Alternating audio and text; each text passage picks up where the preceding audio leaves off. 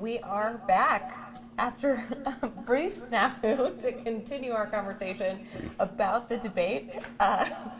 We have our correspondent Amy DeLaura standing by in Milwaukee. She was able to witness some of the protesters that were objecting to the Republican candidates at the debate there. Amy, tell us what you saw in Milwaukee.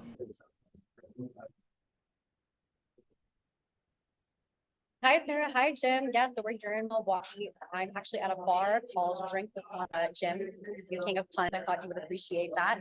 But just outside of the bar in the Bedford Center, across from it, actually all around the streets, we saw a ton of protesters, anti-Trump protesters, and sorry, I can hear myself. Anti-Trump protesters and anti-GOP protesters and just anti-everything. But there were a lot of pro-Trump protesters actually out there who just wanted to make their voices heard. They wanted to be out here in support of Trump. Some said they would watch the debate because they wanted to get to know the other candidates. Others were saying they did not want to watch the debate because there was absolutely no reason to, because Trump is polling so high and they believe that they have it cut. So definitely a lot going on out here in Wisconsin.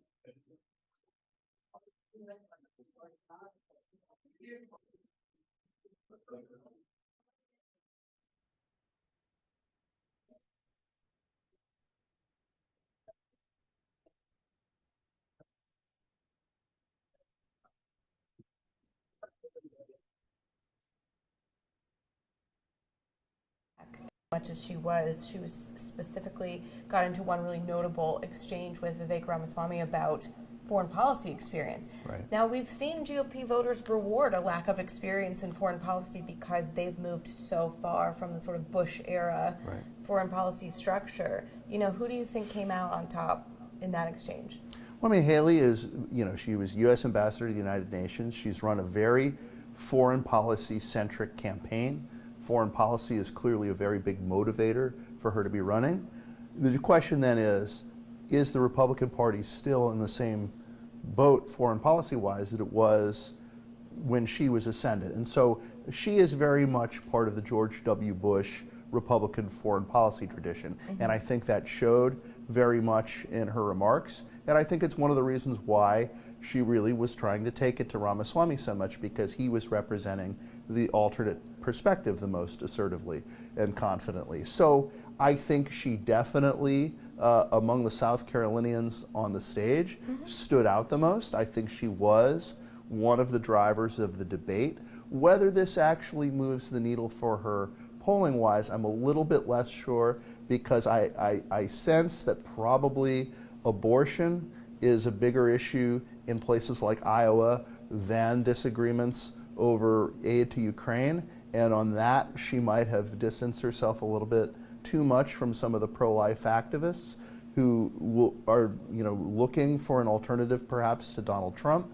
But certainly I think people looking for somebody to sort of represent the Bush line on those things, I think she maybe was a bit better at that than Mike Pence, and maybe in some ways a more attractive version of that than the former vice president. Yeah, the thing is, there were a number of candidates that are sort of trying to run in that lane, right? I mean, at least with regards to Ukraine, if not in other areas. You had Mike Pence, you had Tim Scott, you had the other candidates on stage who were sort of espousing the same continued support for the level of taxpayer dollars that Congress is sending to Ukraine right now.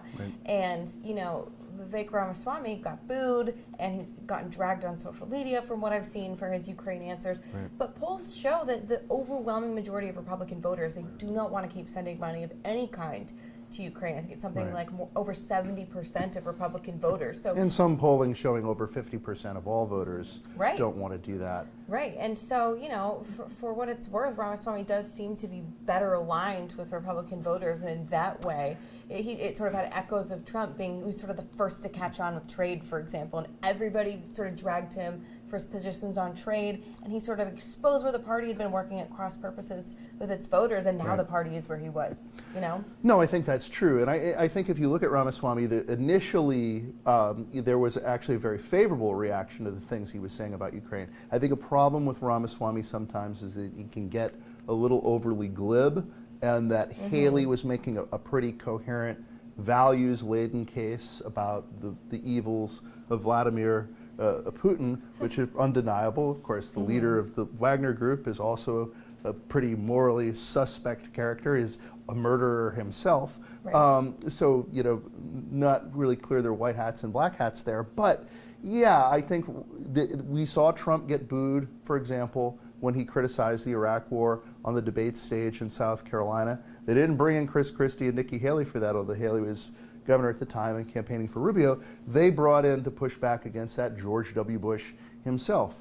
The crowd booed. Trump won the primary. So, you know, it's possible that these crowd reactions can only tell you so much, but that was certainly one of the big exchanges tonight. And finally, the one sort of main player that we haven't really talked about yet is Chris Christie. Sure. He had some great lines. He was, you know, more present, I would argue, than people like Tim Scott, where expectations were, you know, sort of high. But there was a line that Ramaswamy had about his campaign being sort of exclusively motivated by grievance against Donald Trump. Right.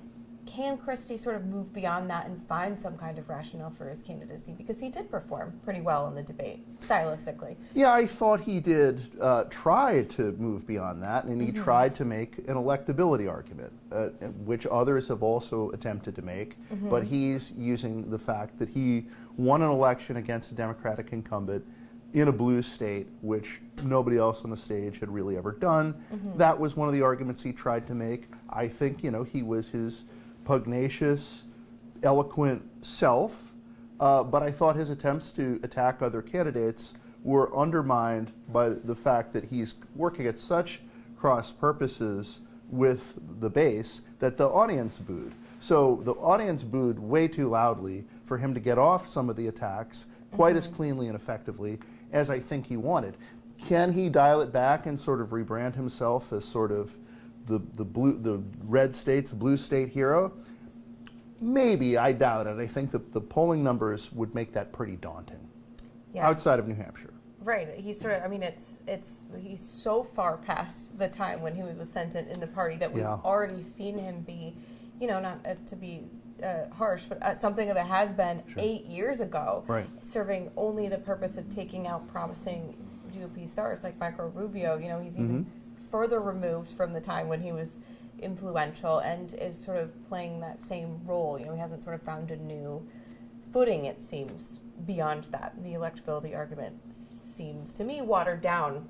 So, and maybe it needed to be a focus. I mean, I do think he went into that debate realizing he needed to do something besides attack Donald Trump. Whether he would have done that if Donald Trump was on the stage with him or not, I'm not sure. But he certainly did try to go into it with some lines that had little to nothing to do with Trump, or were even more coded in their attacks on Trump and DeSantis. But, you know, hearkening back to his exchanges with teachers' union leaders, you know, in 2010, 2009, you know, I don't know.